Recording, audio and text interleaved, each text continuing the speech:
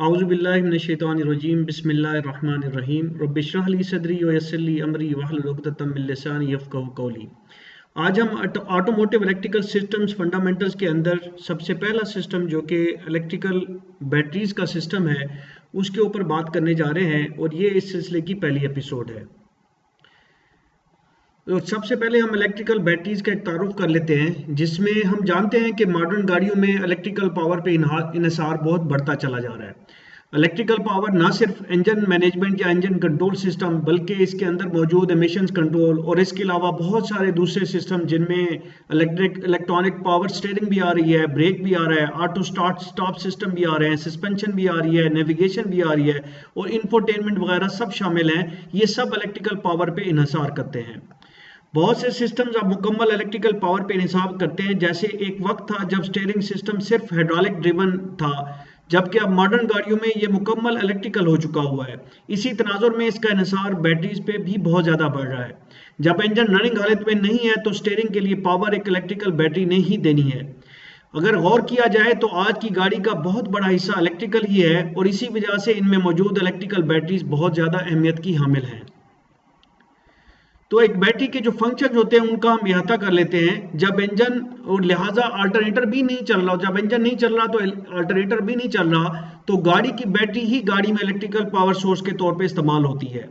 याद रखें, जब इंजन रनिंग में होता है तो अल्टरनेटर आपका काम कर रहा होता है, वही इलेक्ट्रिसिटी प्रोड्यूस कर रहा होता है, इलेक्ट्रिकल पावर प्रोड्यूस कर रहा होता है। लेकिन जब वो इंजन ना चल रहा हो तो आपकी इलेक्ट्रिकल पावर का जो सोर्स है वो वाहिद सोर्स गाड़ी के अंदर मौजूद इलेक्ट्रिकल बैटरी ही है। गाड़ी की बैटरी से कई ज़रूरियात होती हैं जो अहमियत के एतबार से यहाँ पे हम डिस्कस करने जा रहे हैं।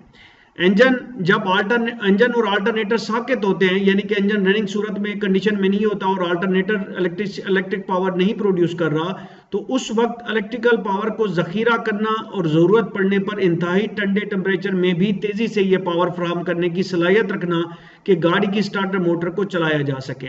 याद रखें कि जो इंतहाई ठंडा टेम्परेचर चाहे इंजन का है या एनवायरनमेंट का है, उसी हिसाब से आपकी मोटर जो स्टार्टर मोटर होती है उसको एफर्ट भी ज़्यादा करनी पड़ी है, उसको ज़्यादा जोर लगाना पड़ता है।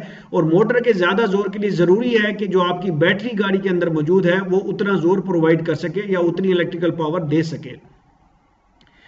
फिर पार्किंग लाइट्स और इजाफी आलात वगैरह को मुनासिब वक्त तक हम इस्तेमाल करने की अहलियत रखना, बैटरी की ये अहलियत होनी चाहिए कि अगर इंजन साकित है तो एक ख़ास मिकदार के टाइम के लिए या एक ख़ास वक्त तक के लिए पार्किंग लाइट्स भी ऑन हो सके और इजाफी आलात इंफोटेनमेंट वगैरह भी ऑन हो सके, या कोई लाइट आप बाहर की ऑन रखना चाहते हैं तो वो भी हो सके।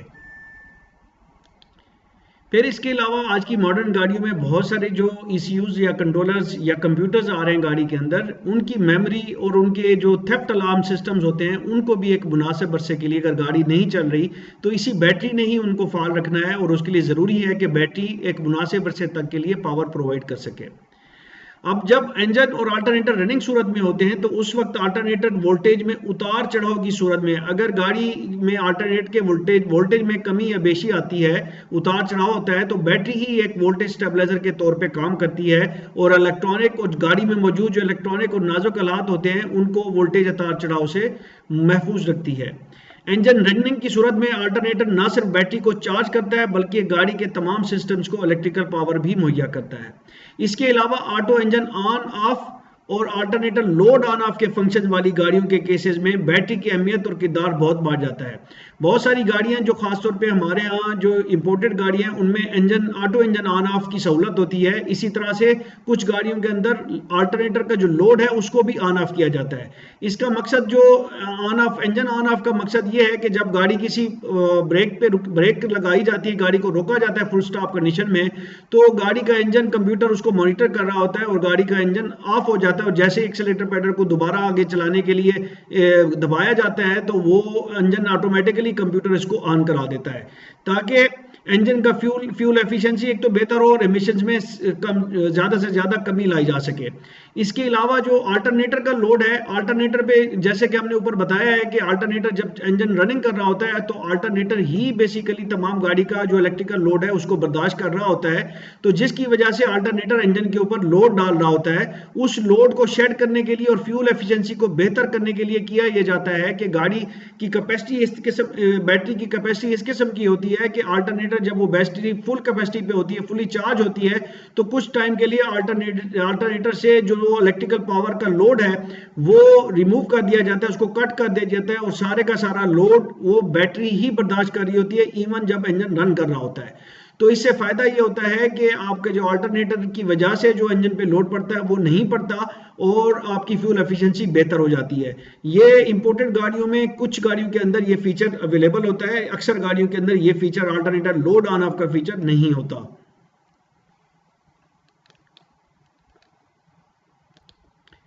अब हम देख लेते हैं कि इलेक्ट्रिकल बैटरी क्या है।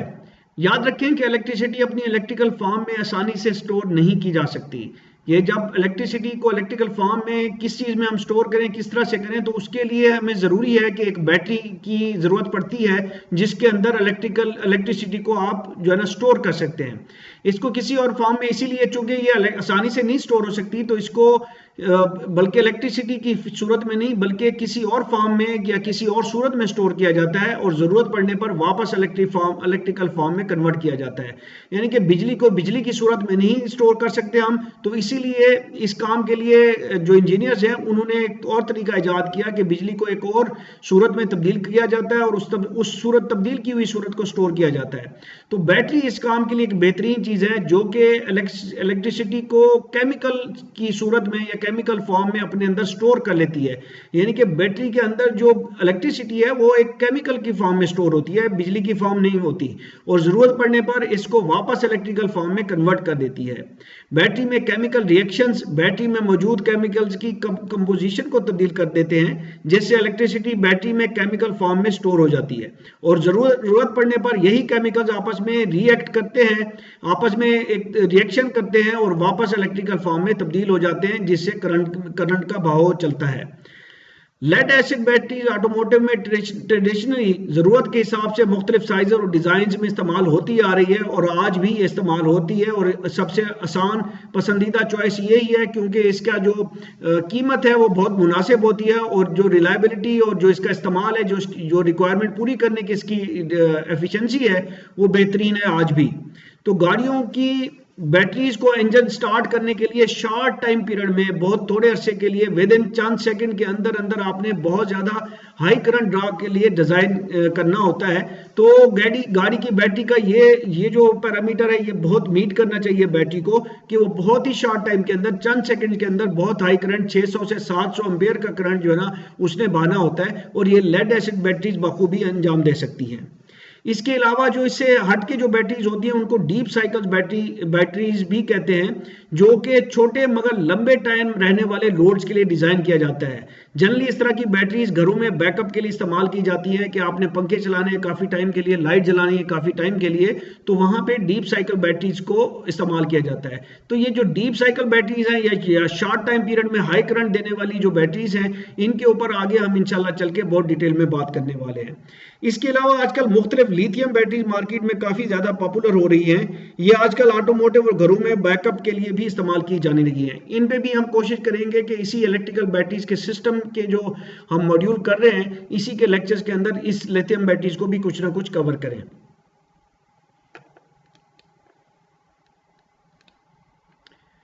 गाड़ियों के लिए बैटरी की दोस्त सिलेक्शन का पैमाना। तो गाड़ियों के लिए बैटरी की दोस्त सिलेक्शन एक बहुत इंपॉर्टेंट डिसीजन होता है, और इस डिसीजन को करने के लिए दो चीज़ों का जो है ना बहुत मद्देनजर रखना बहुत ज़रूरी है। एक पहली चीज़ है कि बैटरी का इलेक्ट्रिक पावर को ज़खीरा करना और ज़रूरत पड़ने पर इंतहाई ठंडे टेम्परेचर में भी तेज़ी से ये पावर फ्राहम करने की सलाहियत रखना कि गाड़ी की स्टार्टर मोटर को चला के इंजन को स्टार्ट किया जा सके। ये जो रिक्वायरमेंट है जो हमें बैटरी से पड़ती है ये बहुत इंपॉर्टेंट ये रिक्वायरमेंट है। अगर कोई बैटरी इस रिक्वायरमेंट को पूरा नहीं कर सकती तो वो गाड़ी के लिए मुनासिब नहीं होती। इसी तरह से दूसरी जो रिक्वायरमेंट है वो ये है कि पार्किंग लाइट्स, इजाफी आलात, जो सेफ्टी के सिस्टम या एंटी थेफ्ट सिस्टम होते हैं उनको मुनासिब वक्त तक इस्तेमाल करने की अहलियत होना बैटरी के अंदर। तो ये दो बहुत ही इंपॉर्टेंट और मेन चीज़ें हैं जिनको मद्देनजर रखते हुए हमें बैटरियों की सिलेक्शन करनी चाहिए। अब इन चीज़ों को मद्देनजर रखते हुए जो दो पैरामीटर्स या रेटिंग्स बैटरी की बनती हैं वो कौन सी हैं? वो बेसिकली एक कोल्ड क्रैंकिंग एम्पेयर है और जो दूसरी है वो एम्पेयर आवर्स है। तो हम कोल्ड क्रैंकिंग एम्पेयर को पहले डिस्कस कर लेते हैं। किसी बैटरी पे दिए गए कोल्ड क्रैंक एम्पेयर्स बैटरी का वो ज्यादा से ज्यादा करंट या एम्पेयर्स होते हैं जो एक फुली चार्ज बैटरी से स्टार्टर मोटर को नेगेटिव 18 सेंटीग्रेड दर्जे सेंटीग्रेड टेम्परेचर पे दिए जा सकते हों। यानी कि वो ज्यादा से ज्यादा करंट या एम्पेयर जो एक बैटरी दे सकती है नेगेटिव 18 डिग्री 40 टेम्परेचर के ऊपर, तो उसको हम कहते हैं कोल्ड क्रैंकिंग एम्पेयर। ये बेसिकली इसलिए रखे जाते हैं बैटरी के केस में या ऑटोमोटिव बैटरी के केस में खास तौर पे रखे जाते हैं कि ऑटोमोटिव बैटरी में जब इंजन को स्टार्ट कराया जाता है तो वो इंजन जो स्टार्टर मोटर है वो बहुत ज्यादा करंट ड्रा कराती है, तकरीबन 600 से 700 एम्पेयर तक ड्रा कर जाती है। और वो ये जो लोड है स्टार्टर का बैटरी के ऊपर, ये जब टेम्परेचर जितना कम होता जाता है स्टार्टर को इंजन घुमाने में बहुत ज्यादा एफर्ट करनी पड़ती है, वो उसी हिसाब से ज्यादा पावर चाहिए होती है उसको बैटरी से। तो इसी वजह से जो स्टैंडर्ड बनाए गए हैं उनमें कुछ स्टैंडर्ड इस तरह के हैं जिसमें वो बताता है कि आपकी जो बैटरी है वो नेगेटिव 18 के ऊपर ज्यादा से ज्यादा करंट आपके इंजन की जो स्टार्टर मोटर है उसकी रिक्वायरमेंट के मुताबिक कर सके। तो जैसे जैसे टेम्परेचर कम होता जाता है वैसे वैसे स्टार्टर मोटर को इंजन घुमाने के लिए ज्यादा पावर यानी ज्यादा एम्पेयर दरकार होते हैं। वोल्टेज तो वही रहते हैं 12.6 के हैं अगर फुली चार्ज है, तो जबकि जो आपके एम्पेयर्स हैं पावर के लिए, पावर बेसिकली एम्पेयर और वोल्टेज को ज़रब देने से हासिल होती है। तो बैटरी के वोल्टेज जब पूरे हों तो वो 12.6 होंगे, तो इसका मतलब है एम्पेयर ज्यादा से ज्यादा होंगे ज्यादा से ज्यादा पावर लेने के लिए। और चूंकि इंजन और माहौल का टेम्परेचर जनरली कम ही होता है या ठंडे इलाकों में ये टेम्परेचर नेगेटिव 10 से भी कम हो जाता है, तो इस हिसाब से इंजन को घुमाने के लिए कुछ ज्यादा ही पावर चाहिए होगी। इसी बिना पे कोल्ड क्रैंकिंग एम्पेयर्स को ऊपर डिफाइन किया गया, ये इसकी टर्म लाई गई है। ऑटोमोटिव जो बैटरीज हैं, इंजन की स्टार्टिंग की जो बैटरीज हैं उनके लिए ये टर्म खास तौर पे डिफाइन की गई है कोल्ड क्रैंकिंग एम्पेयर्स। सो हम कह सकते हैं कि टेम्परेचर के कम होने के साथ साथ इंजन के स्टार्टर को उसी हिसाब से ज्यादा इलेक्ट्रिकल पावर चाहिए होती है, जिसके लिए कोल्ड क्रैंकिंग एम्पेयर यानी CCA, cold cranking ampere CCA की टर्म इस्तेमाल की जाती है। और बैटरी की सिलेक्शन में इस पैरामीटर को बहुत या इस रेटिंग को बहुत अहमियत दी जाती है। हमें बैटरी लेते वक्त मैन्युफैक्चरर के मंजूर शुदा कोल्ड क्रैंकिंग एम्पेयर की बैटरी ही इस्तेमाल करनी चाहिए। बाज बैटरी मैन्युफैक्चरर सिर्फ बैटरी एम्पेयर ही लिख देते हैं, तो इनको पहले कोल्ड क्रैंकिंग एम्पेयर से कन्वर्ट करके मंजूर शुदा सीसीए से तकाबली जायजा लेके बैटरी खरीदनी चाहिए। गाड़ियों के लिए बैटरी की दो सिलेक्शन की बुनियाद पे, अच्छा ये जो हमने ऊपर बात, यही दोबारा बात रिपीट हो रही है। जो दूसरी अभी जो जरूरत है, जो बेसिकली जो रेटिंग है जो इन दो जरूरतों को केटर करती है, यानी कि पार्किंग लाइट, इजाफी आलात वगैरह को मुनासिब वक्त के लिए, तो हम उसको अब डिस्कस करते हैं। उसके लिए जो रेटिंग है वो एम्पेयर आवर्स की है। एम्पेयर आवर्स रेटिंग ये ज़ाहिर करती है, एम्पेयर और घंटे, एम्पेयर आवर्स रेटिंग ये ज़ाहिर करते हैं कि एक बैटरी 20 घंटों तक बगैर चार्ज हुए कितना करंट मुहैया कर सकती है, जबकि इस दौरान बैटरी में मौजूद किसी भी सेल के वोल्टेज 1.75 वोल्ट से कम ना हो, यानी कि बैटरी के कुल वोल्टेज 10 या 5 वोल्ट से नीचे ना गिरे। यानी कि एक बैटरी जो कि फुली चार्ज है उसको आपने छोड़ दिया है और उसके ऊपर कुछ चीज़ें, कुछ एम्पेरेज आपने जो है ना इस्तेमाल कर रहे हैं, तो 20 घंटों तक बगैर चार्ज हुए वो कितना करंट मुहैया कर सकती है, कितने एम्पेयर मुहैया कर सकती है, जबकि उसके जो वोल्टेज है वो 10.5 से पूरी बैटरी के वोल्टेज नीचे ना करें, तो इसको कहते हैं एम्पेयर आवर्स। तो ये जितने एम्पेयर आवर्स ज़्यादा होंगे उसी हिसाब से 20 घंटों से आप उसको डिवाइड करेंगे तो आपके एम्पेयर आ जाएंगे, तो आपको पता चल जाएगा। मिसाल के तौर पे अगर 100 एम्पेयर आवर की बैटरी है तो 100 को 20 से आप डिवाइड करेंगे तो आपके पास 5 आ जाते हैं। तो यानी कि 5 एम्पेयर वो मुसलसल 20 घंटों तक बगैर चार्ज हुए वो बैटरी दे सके, ताकि आपकी पार्किंग लाइट्स, आपकी जो एंटी थेफ्ट सिस्टम है या कुछ और दूसरे हालात हैं वो ऑन रह सके 20 घंटों के लिए। अब ये बैटरी रेटिंग बताती है कि बैटरी अपनी चार्जिंग की एक खास कैपेसिटी तक एक खास करंट की मिकदार एक खास वक्त तक के लिए मुहैया कर सकती है।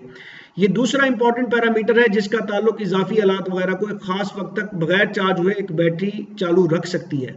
मिसाल के तौर पे एक बैटरी फुली चार्ज होने के बाद बगैर चार्ज हुए मुसलसल 5 एम्पेयर का करंट 20 घंटों तक मुहैया कर सकती है, और इस दौरानिए तक इसका चार्ज 10 या 5 वोल्ट से कम नहीं होता तो इस बैटरी की रेटिंग 20 × 5 100 एम्पेयर आवर्स है। यहाँ ये बात याद रखें कि मुख्तलिफ बैटरी मैन्युफैक्चरर इस वक्त के दौरानिए को मुख्तलिफ डिफाइन कर सकते हैं। तो आपने जब भी एम्पेयर आवर की रेटिंग देखनी है तो साथ में ये भी देखना है कि घंटे, ये बैटरी का जो मैन्युफैक्चरर है उस घंटों को 20 डिफाइन कर रहा है या 10 कर रहा है या 1 घंटा कर रहा है। तो नॉर्मली 20 घंटों का रखा जाता है, ताहम ये मुख्तलिफ हो सकते हैं।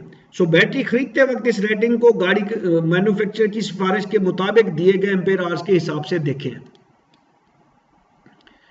अब इसके बाद नेक्स्ट एपिसोड के अंदर हम इंशाल्लाह एक सादा लेड एसिड बैटरी कंस्ट्रक्शन को लेके चलेंगे और उसके ऊपर डिटेल से बात करते हुए हम अपने इस सिलसिले को आगे बढ़ाएंगे। आई थैंक यू ऑल। अस्सलाम वालेकुम व रहमतुल्लाहि व बरकातुहू।